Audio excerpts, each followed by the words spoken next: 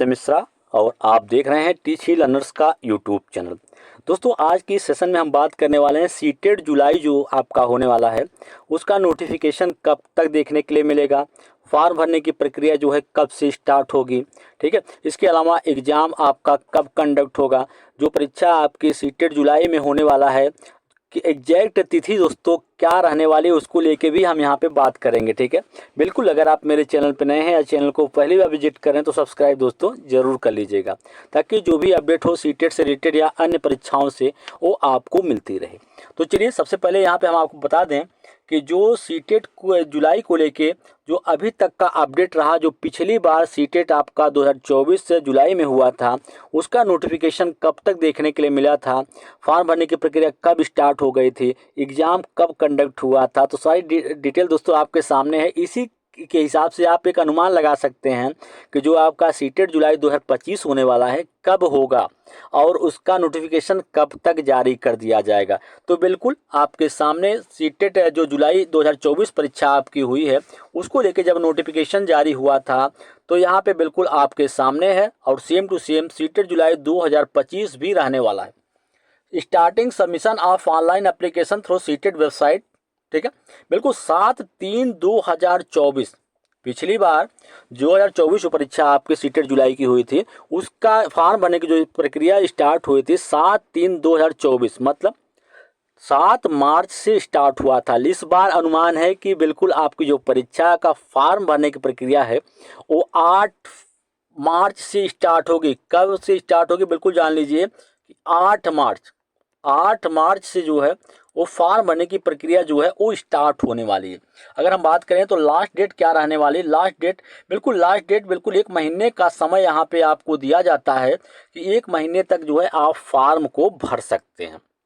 ठीक है, फॉर्म भरने के लिए यहाँ पे 1 महीने का टोटल समय जो है आपको दिया गया। पूरा मार्च जो है फॉर्म भरने के लिए यहाँ पे दिया गया था कि 2 से बिल्कुल यहाँ पे 7/3/2024 से लेके 2/4/2024 तक दिया गया था। तो बिल्कुल यही डेट आपकी रहने वाली है कि बिल्कुल पूरा मार्च आपको फॉर्म भरने के लिए जो है मिलेगा। उसके बाद आपके एग्जाम को लेके यहाँ पे लगभग 3 महीने का समय जो है मिलता है।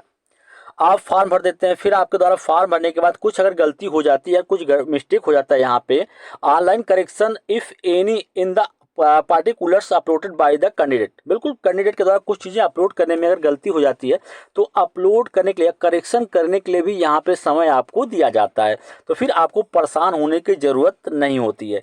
तो बिल्कुल ऐसा कोशिश करिएगा कि आप खुद जाके ऑनलाइन जहाँ पे आप फॉर्म भरवाते हैं किसी के भरोसे मत छोड़िएगा, आप खुद जाके फॉर्म को फिलअप करिएगा। ठीक है, या वहाँ पे सामने बैठ के एक एक चीज़ चेक करके तब फॉर्म भरवाइएगा।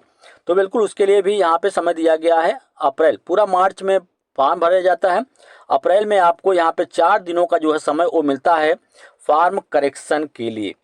अब बारी आती है कि एडमिट कार्ड कब निकलता है। तो एक प्री एडमिट कार्ड आता है जिसमें आपको ये डिटेल दिया रहता है कि आपका सेंटर जो है वो किस ज़िले में पड़ा हुआ है, ताकि अगर आप कहीं बाहर रह के तैयारी कर रहे होते हैं तो फिर वहाँ से आप बिल्कुल समय से अपने जहाँ पे आपका एग्ज़ाम सेंटर पड़ा है वहाँ आप समय से पहुँच सकें, उसके लिए 1 हफ्ते पहले ही जानकारी आपको दे दी जाती है।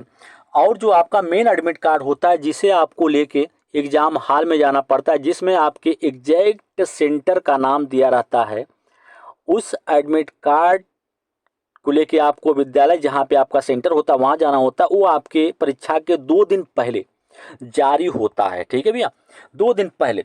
अब यहाँ पे डेट ऑफ एग्जामिनेशन का डेट इस बार जो है आपका 2024 में जो था वो 7 तारीख को रखा गया था, 7 जुलाई।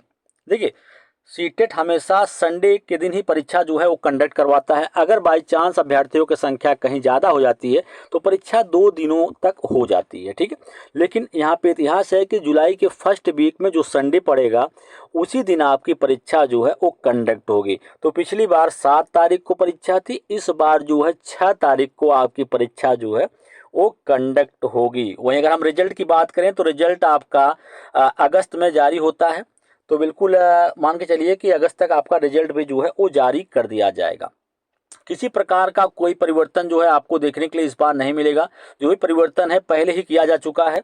जो आपका पेपर सेकंड होता था, सेकंड वो आपका इवनिंग शिफ्ट में पहले होता था, अब मॉर्निंग में हो गया है। वहीं पेपर फर्स्ट जो है वो अब आपके इवनिंग शिफ्ट में जो है वो कंडक्ट होता है।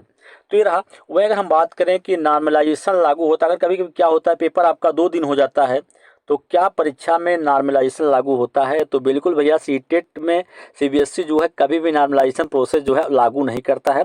और अपने जो सीबीएसई या सीटेट के द्वारा जो प्रश्न बता दिए जाते हैं आंसर, वो उन आंसरों को बिल्कुल पक्का मान के चलता है और उसमें किसी प्रकार का कोई परिवर्तन भी नहीं करता है। बहुत ज़्यादा अभ्यर्थियों के द्वारा आपत्ति दर्ज कराई जाती है तो बहुत मान के चलिए 1 आध 2 प्रश्न जो है उसको चेंज करता है, बाकी जब आप मिलाएंगे तो आपको लगेगा कि 10 से 12 प्रश्न ऐसे हैं जो गलत हैं। तो ऐसा कभी नहीं होता है।